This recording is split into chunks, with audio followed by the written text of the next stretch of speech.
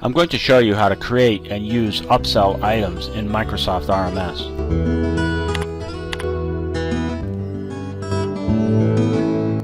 I'll choose an item and then I'll assign upsell items to prompt at point of sale when the original item is sold.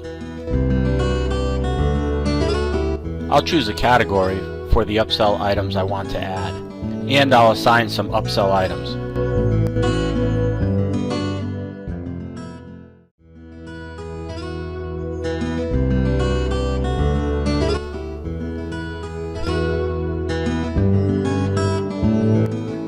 I'll save the upsell item assignments. Let's go to the point of sale screen and see how it works. I'll sell the item with upsells assigned to it. Immediately I'm prompted with the upsell items to choose from. I'll choose the additional items the customer would like.